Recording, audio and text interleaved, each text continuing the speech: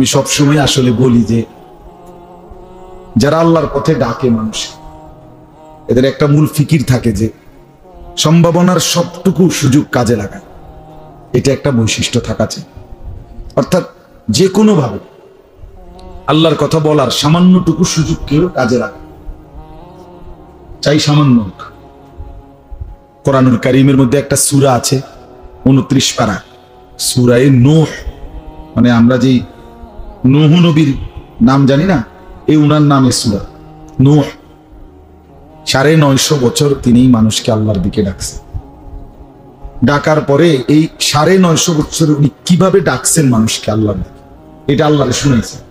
আল্লাহ তো দেখছিনি, কিন্তু ওনার মনের একটা আবেগ যে আল্লাহ আপনি আমার দুঃখটা শুনুন। আমাদের দেশে কয় লাকসাম আমার বাড়ি, আমাদের দেশে বলে যে এক দুঃখ কইলে যা, এক দুঃখ খাইলে যা।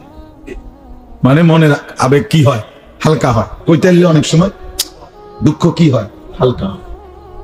তো নূহ আলাইহিস সালাম আল্লাহ তাআলার কাছে এই পুরা 950 বছর কিভাবে দাওয়াত দিছে, মানুষকে আল্লাহর দিকে ডাকছে, এটা শুনাইছে। তো শুনাইতে গিয়ে তিনি বলছেন, এই বক্তব্যটা ছিল এরকম যে আল্লাহ আমি কোন সুযোগ হাতছাড়া করে দেব, যতভাবে পারছি, যতভাবে হইতে পারে আমি ততভাবে ডাকছি আপনার বান্দাদেরকে। রাতে দিনে ওরা কানে আঙ্গুল দিত, আমি বলছি তবু। ওরা কাপড় দিয়ে চেহারা ঢাইকা ফেলছে, আমি তবুও দাওয়াত দিচ্ছি। ওরা আমার সাথে জিদ করতো, ধমক দিত আর কি, সব সময় বেটা আমার এই কেবল কও, আর মানুষ দেখো না। অনেক সময় অনেকের আগে যায় না যে বেটা আমার এই কাল কও মসজিদে যাই না, আর মানুষ দেখো না। তো তিনি বলেন যে এরকম জিদ করতো আমার সাথে, তবুও আমি বলছি। অহংকার করতো, এই কিসের আযাব, আমার কিসের আযাব আসবে, আবার কিসের আখিরাত, এরকম অহংকার দেখাই। নূহ নবী বলেন আমি তবুও বলছি। ওয়া ইন্নী দাআউতুহুম জিহারা, কখনো প্রকাশ্যে বলছি। ওয়া ইন্নী আ'লানতু লাহুম, ঘোষণা দিয়ে বলছে, শোনো একটা ঘোষণা শোনো, আযাব আসবে, এভাবে ঘোষণা দিয়ে বলছে। আসরারতু লাহুম, একজন একজন করে গোপনে গোপনে বলছে, যে উনি যখন শুনতেছে না তুমি শোনো। বুঝেন নাই কথা, ওই যখন বুঝতেছে না, আচ্ছা বাদ দাও, তুমি শোনো। ওই যে এইভাবে আলগা আলগা করেও করছে। মানে নূহ আলাইহিস সালাম বলেন আল্লাহ আমি কম বেশি রাত দিন সব সুযোগ কাজে লাগাইছি, চেষ্টা করছি পরিবর্তন। এইটা হলো দাওয়াতের মেজাজ, আল্লাহর দিকে ডাকার সব সুযোগ কাজে লাগানো। কখনো 1 মিনিট হোক, কখনো 1000 মিনিট, কখনো 1 ঘন্টা হোক, কখনো একজন হোক, কোনো অসুবিধা। আমি কিছুদিন আগে তোমার এক জায়গায় গেছি, প্রেসার মাপতাম। আমার হঠাৎ ঘাড়ে খুব ব্যথা করতেছিল, তা আমি গেছি প্রেসার মাপতাম ওষুধের দোকানে, ফার্মেসিতে। কারণ আমি ঢুকছি দেখা না হয়তো 20-30 জন ছেলে, এরকম ইয়াং ছেলে, ওরা আমার লগে দেখা করতে আসছে। এখন এতজন ছেলে দেখে আমি প্রেসার মাইকটা আমার এদিক দিয়ে ওয়াজের টাইম দেরি হয়ে যেতেছে। কিন্তু আমি কইলাম ভাই তো আচ্ছা আপনারা কিন্তু দাঁড়ান, আপনি করে 2 মিনিট করে দিলাম। পরে হেগুলো 10 মিনিটের মতো, 10-12 মিনিট হেগুলো একটু নসিহত করছে।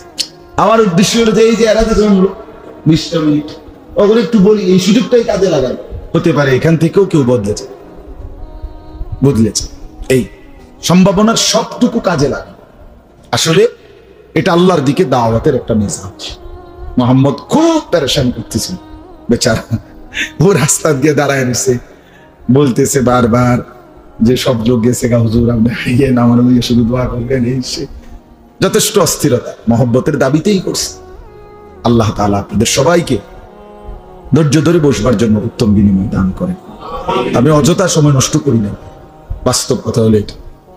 শুধু এই আল্লাহর কথা বলার জন্য একটু দেরি হয়েছে। আল্লাহ আপনাদেরকে কবুল করে নেন। এই অবস্থার ভেতর দিয়েও আমি চেষ্টা করছি, বরং আমার দূরের মাহফিল সব বাদ, ঢাকাতে আমার জুমা পড়াই নাই, এরপরে জুমার দিন গাজীপুর মাহফিল ছিল, সিলেট মাহফিল ছিল, চিটাগাং মাহফিল ছিল, মদনপুর মাহফিল ছিল ঢাকা, ওগুলোতে যাই নাই।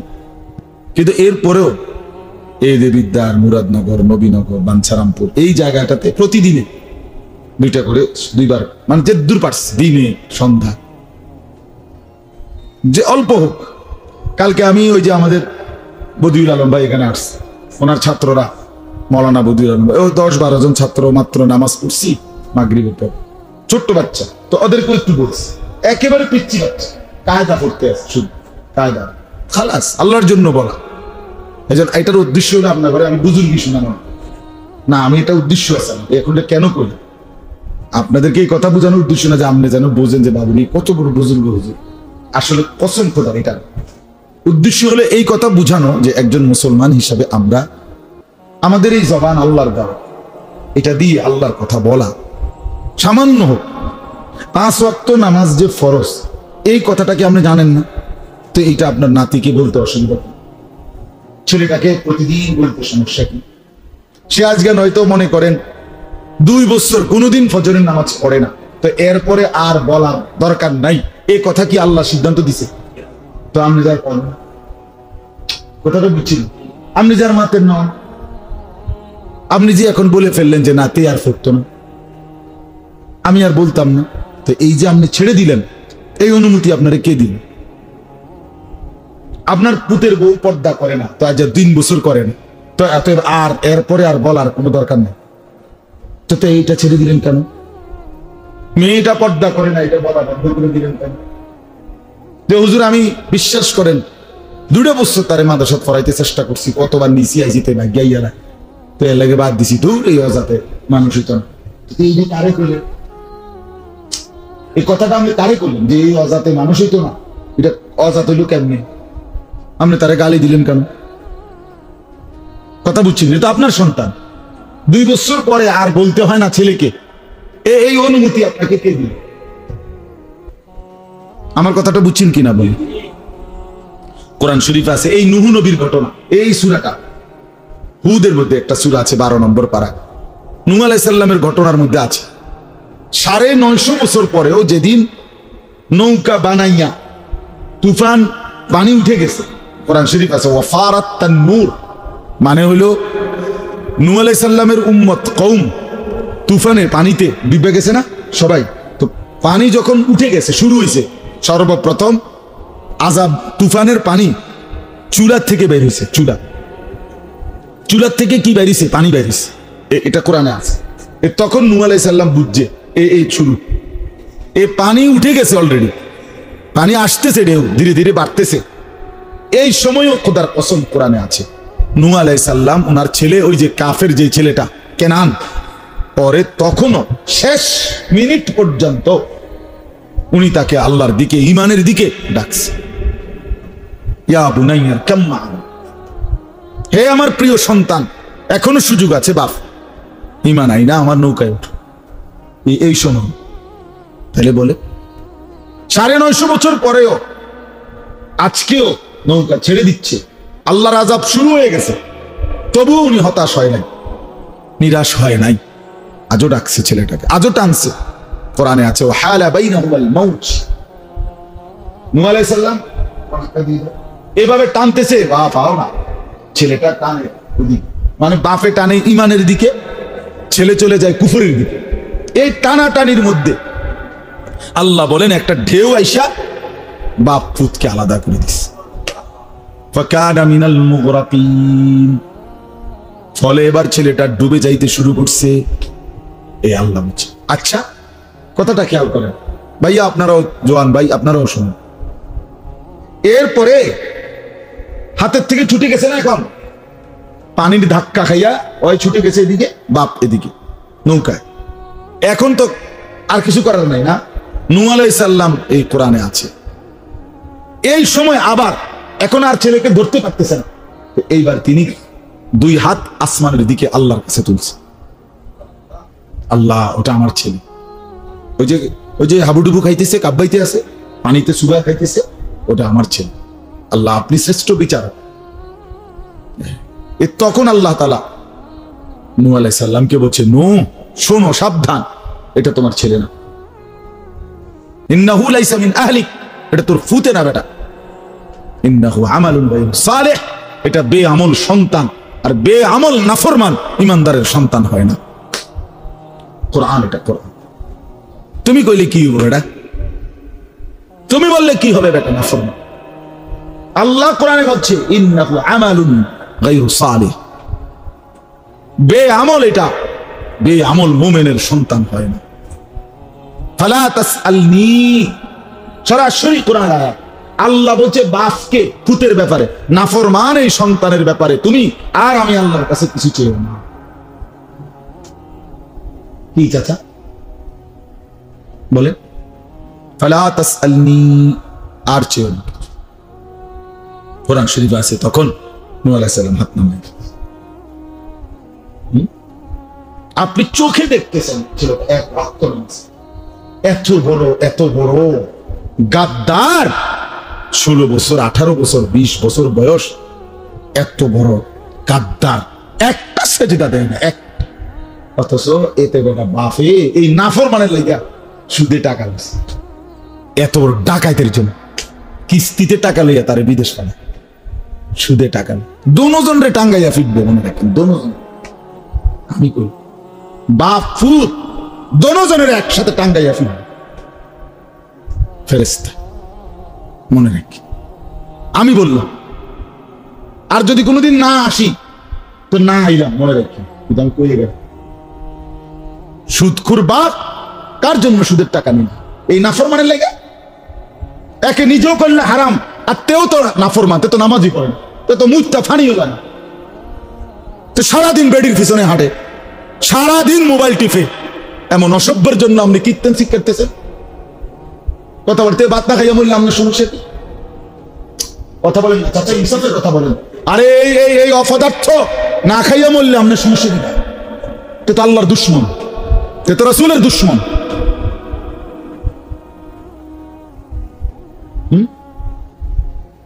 লুভি আমরা বুঝছি ফাড়াই তাইলে কোন রকমে এত তো টেয়া দিব, আমি তো বলবি আপেল মালটা খামো, হ্যাঁ বন দিয়া চা দিয়া ভিজাই খেবো শেষ বয়সে, আর বিড়ি খেবো বইয়া বইয়া চা দোয়ানে গপ মারবো, বুঝলেন না? হ্যাঁ লুভ, নিজে আর কোনো কাম কাজ নাই, ফুতে টেয়া ফাটায় হেবড়া চা দোয়ানে গপ মারে।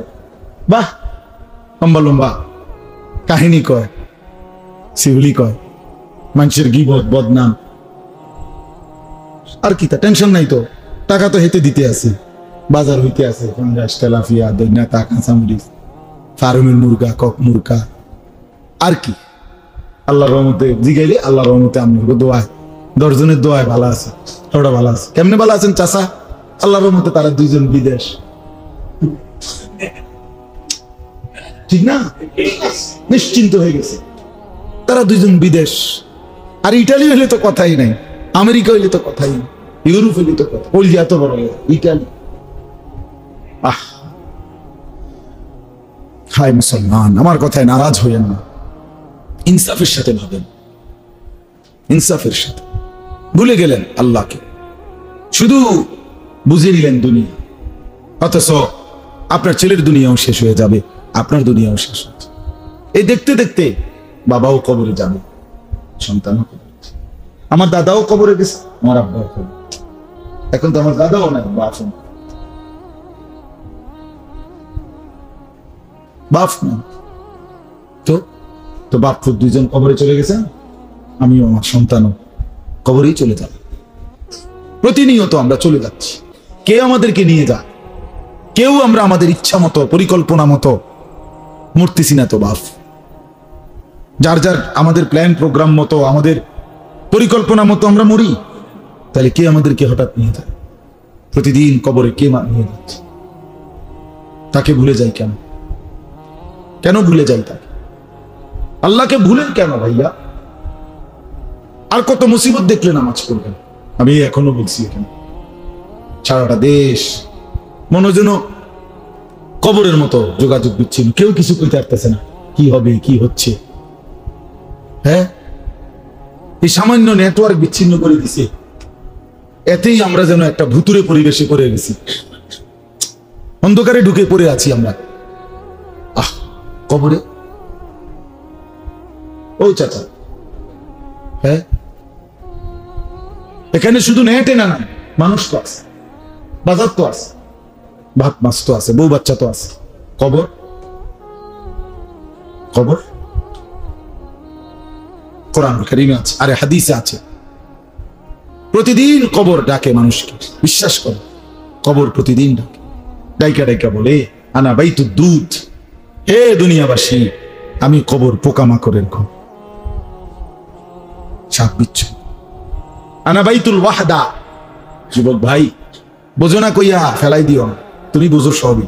তুমি বরং বুড়া মানুষের চাইতে ভালো বুঝো ভাইয়া, কারণ বুড়ো মানুষের চাইতেও তোমার মেজাজ, ব্রেন এখনো শার্প, এখনো ব্রেন ভালো মুরব্বীর চাইতে। এই যে চাচা, এই মুরব্বী খুব কষ্ট হইতেছে চাচার বসাতে, চাচার ঘুম চোখ বন্ধ হয়ে আসে, কারণ এটা তার বয়স, ঠিক কিনা বলেন না কেন? কিন্তু আজ থেকে 30 বছর আগে চাচা আপনি এমন ছিলেন? এখন তো কইতেও পারেন না, শুনেন। তাইলে আপনারাই বলেন, যারা শোনেন তারাই বলেন। আপনি বলেন চাচা 30 বছর আগে আপনি এমন ছিলেন? 40 বছর আগে এমন ছিলেন আপনি? আপনি জওয়ান ছিলেন, কি রাত দিন পরিশ্রম আর পরিশ্রম করছেন। কই সেই দিনগুলো কোথায়? কোথায় কোথায়? আল্লাহ তাআলা বলেন, বান্দা তোমার চোখের সামনে আমি জলজ্জান্ত এই মানুষটাকে জিজ্ঞেস করে দেখো সে কেমন ছিল 30 বছর আগে। পরে আমি তোমার সামনে জলজ্জান্ত সাক্ষী হিসাবে এই দুর্বল বানিয়ে দিছি।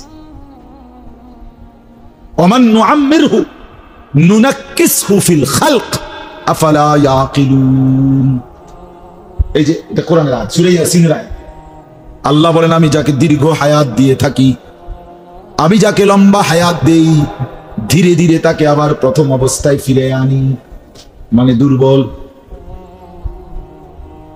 দুর্বল একেবারে ছোট্ট কোলের বাচ্চা যখন দুর্বল ছিল, সেই প্রথম অবস্থায় আবার তাকে ফিরিয়ে আনি। আফালা ইয়াকিলুন, তবুও কি বান্দা তুমি বুঝবা না? আল্লাহ বলছেন, তবুও কি বুঝবা না? তুমি কি ভাববে না বান্দা, আমার দাদা তো এমনই ছিলেন আমার মতো। কোথায় সেই দাদার জওয়ানি, কোথায় হারিয়ে গেল? তাইলে এইটুকু ছোট্ট পৃথিবীতে শুধু কেবল নেটওয়ার্ক ছিন্ন করে দেওয়াতে যদি এমন অবস্থা হয়, অন্ধকার কবরে কেমন হবে? কবরে ডাক দিয়ে বলে, আনা বাইতুল ওয়াহদা। এটা হাদিস বা নবী বলেছেন। কবর প্রতিদিন বলে, বান্দা আমি কিন্তু একাকিত্বের ঘর, আমি কিন্তু শুধুই একা। ডানে বামে উপরে নিচে বান্দা কেউ দেখবে না, কেউ না, কেউ না, আমি কিন্তু বড়ই একা। আমি তো বলি বন্ধু, আমি তো বলি বাপ, এই দুনিয়াতেও আমরা একাই। আমার যেদিন অসুস্থ হই, আমি যখন রোগাক্রান্ত হই, আমার সাথে কেউ আমার সাথে রোগাক্রান্ত হয় না, আমি একাই। ঠিক কিনা বলেন? আমি যদি অ্যাক্সিডেন্ট করি, আমার যদি পাও ভেঙে যায়, তাহলে আমি কিন্তু একাই, আমার সাথে বন্ধুরাও অ্যাক্সিডেন্ট করে না। করে? আমার 2021 সালে আমার পাও ভেঙে গেছে। আমার এই যে পাও এখনো বাঁকা, এই পাও একেবারে ভেঙে গেছে, এইখান দিয়ে এখানে ভাঙ্গেই গেছে। মোটরসাইকেলের পিছনে বসছি আমি, 2 জন, আমার বন্ধু, আমি, এই জুবাইর ভাই। তাই যে ওই পাশ থেকে তোমার ভ্যান গাড়ি এই আমার বাড়ি দিছে, মোটরওয়ালা ভ্যান গাড়ি। আমি রোজা ছিলাম, জিলহজের রোজা, ওই কোরবানির আগে যে রোজা রাখে, এই রোজা রাখছি, নফল রোজা। আসরের পরে ইফতারের আগে আমি বয়ানে যাইতেছি, এরকম মাগরিব বাদ বয়ান। ওই যে মিজান ভাই, হ্যাঁ আমরা এই দেবিদ্যার তাবলিগের কাজ করে যে মুফতি মিজান ভাই, এই উনার মাদ্রাসা বলিচন ওইখানে চান্দলা। তাহলে আমি পথ দিছি ময়নামতির থেকে চান্দলা যাবো, ইফতার করবো। ওনারে কইছি, ভাই মোটরসাইকেলে উঠটা আমি ইফতার রেডি করেন, আমি আইসা আপনার এখানে ইফতার করবো। আমি রোজা আছি, মাগরিবের পরে বয়ান করবো। মানে 10 মিনিট পরে ভ্যান গাড়ি বাড়ি দিচ্ছে, একটা বাড়ির সাথে ফুটবলের মতো উড়াইয়া পড়ছে রাস্তা। টান দিয়া মানে হাতটা দেখ ছাইয়া রয়েছে যে পাওটা ভাঙ্গিয়া গেছে। ইফতার করছি মূল হসপিটাল। ওরা আমার এই অপারেশনের মনের জন্য কি করার জন্য, যে মানে আমার শেষ সেন্স ছিল তখন, এক্সরে করার জন্য মনে হয় নিতেছিল হুইল চেয়ার দিয়া। তো আমি শেষ আসতে বলছি একটু করা জানি, কিন্তু রোজা ভাঙ্গা, মানে ইফতারের টাইম হয়ে গেছে তখন। তাহলে আমি ওনারে বললাম, উনি ফোন করতেছে অনবরত, ফোন আমারটাও ধরতেছি না, জুবাইর ভাই বন্ধু উনাও ধরে না। আমি কই, উনি খবর পাচ্ছেন। তাই কিন্তু আমি বলতে চাচ্ছি যে আমি ওনার মোটরসাইকেলের পেছনে বসছি, উনি আমার বন্ধু, উনি চালাইতেছে, আমি চালাইছি, কিন্তু বিশ্বাস করেন তার একটা সুতা, একটা চামড়া উঠছে না, আমার তো পাওয়া গেছে। আমি একাই, মানে বুঝাইতে চাইলাম আমি যখন অ্যাক্সিডেন্ট হলাম আমি একাই, আমার কারণে আমার বন্ধু কি হয় নাই। এই জন্য এই কয়জনই হোক আপনারাই ভালো দোস্ত, আমার বন্ধু, আমার খবর ডেকে বলে আনা বাইতুল ওয়াহদা, আমি একাকিত্বের ঘর, আনা বাইতুল গুরবা। 3 নম্বর কবর বলে নবীজি বলছেন আমি অপরিচিত, অপরিচিতের না, অপরিচিত ঘর মানে হলো দুনিয়াতে আপনি আমনের ঘর না, এটা আপনি এই বাড়ি গিয়া আমরা স্বাভাবিকভাবে একটা বিল্ডিং এর বাথরুমের দরজা, মানুষের সবাই জানে একটা আইডিয়া বোঝে, প্লাস্টিকের দরজা দিই, এটা হলো বাথরুম।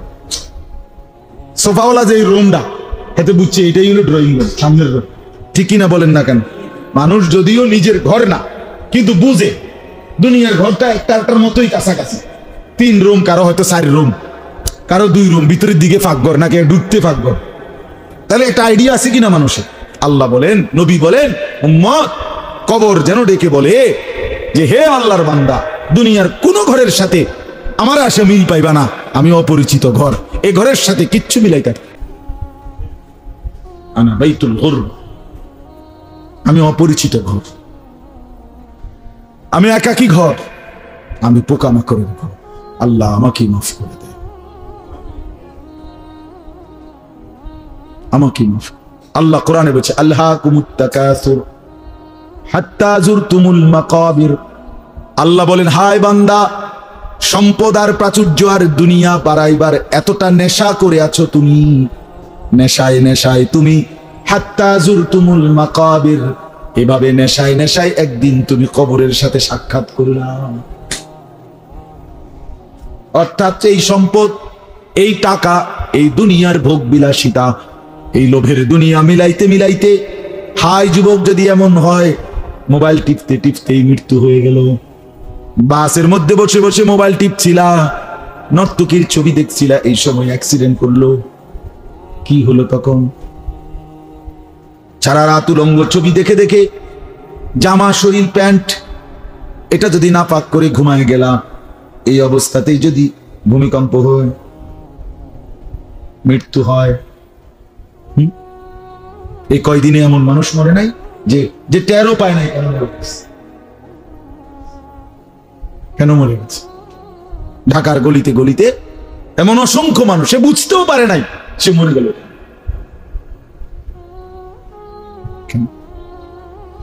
ওই তুরস্কে একবার ভূমিকম্প হয়েছিল এই কয়েক বছর আগে, ফজরের আগ টাইমে, ভোরের বেলা, বিশাল বিশাল ভবন, 4 তলা 5 তলা 6 তলা ভাঙ্গা গুঁড়া হয়ে গেছে।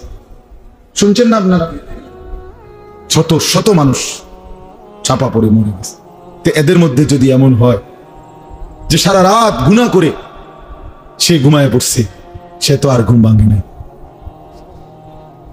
তার তো শরীর নাপা, তার তো সেজদা ছিল না। তো এই জন্য দয়া করে আল্লাহ বুঝছে দুনিয়ার নেশায়, সম্পদের নেশা, 30 বছর ধরে সুদের লেনদেন করতে করতে এই অবস্থায় আমাদের মৃত্যু হয়েছে। আপনি তো তওবার সুযোগ পান। তওবা এটারে কয় না, বিশ্বাস করেন ও আপনারও হুতাক। আপনি এরপরে আমরা ডাক দিছে, ইমাম সাহেবরে ডাক দিছে, টেয়া 200 দিয়া হুজুর আব্বারে কত তওবা করাইয়া দেন। আব্বাই তওবা করব কি? আব্বাই তো এরকম কি তো ভাই না চাচা বলেন না, এটা কিতা তো আমি কিছু বুঝিনি, আপনি কি জানেননি কি গুনাহ করছেন, আপনার মনে আছে? ওটা তো খবরে নেই। তো এই টাকা 200 দিয়া ইমাম সাহেব তওবা করাইয়া ব্যস্ত বুঝাই দিব। হ্যাঁ, ইমাম সাহেবের আব্বার সম্পত্তি ব্যস্ত, হ্যাঁ ব্যস্ত ইমাম সাহেবের বাপের সম্পত্তি। ইমাম সাহেব এমনি মানে ব্যস্তের অ্যাক্সেন্ট টেন্ডার লইছে। তো তাইলে এটা কি তওবা? এটা তওবা? এটা কোশ্চিন কালো, এটা তওবা না।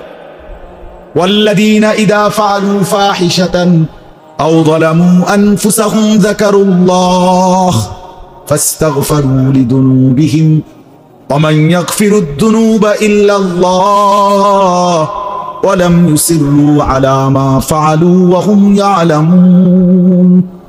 কোরআনে আল্লাহ বলেন, শুনো বান্দা, আমার যে বান্দা অশ্লীলতা, বেহায়াপনা, নাফরমানি করে ফেলে, অথবা এই পরিমাণ গুনাহ করে যে গুনাহ করতে করতে নিজের ডুবাইয়া ফেলছে, নিজের উপরে জুলুম করে ফেলেছে, নিজের উপরে অবিচার করে ফেলেছে, আল্লাহ বলেন সাথে সাথে যদি আমি আল্লাহকে স্মরণ করে, এক নাম্বার কাজ যাকারুল্লাহ, আমারে মনে করে, দুই নম্বরে ফাস্তাগফারু লিযুনুবিহিম, নিজের গুনাহের জন্য আমি আল্লাহর কাছে মাফ চাই, তিন নম্বরে ওয়া ইয়াগফিরুয যুনুবা ইল্লাল্লাহ, চোখের পানি ফেলে দিল থেকে বলে আল্লাহ আপনি ছাড়া মাফ করবার কেউ নাই, চার নম্বরে ওয়ালাম ইউসিররু আলা মা ফাআলু ওয়া হুম ইয়ালামুন, আল্লাহকে স্বীকৃতি দেয় আল্লাহ জেনে বুঝে এই গুনাহ আর কোনোদিন করব না, নাফরমানি করব না।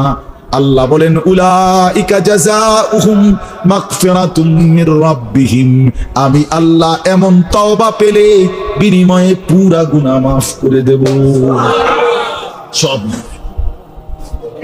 সব মাফ, সব পাহাড় পরিমাণ মাফ, সাগরের ঢেউ পরিমাণ মাফ, আসমান ছোঁয়া মাফ, জমিনের বালুকণা পরিমাণ মাফ।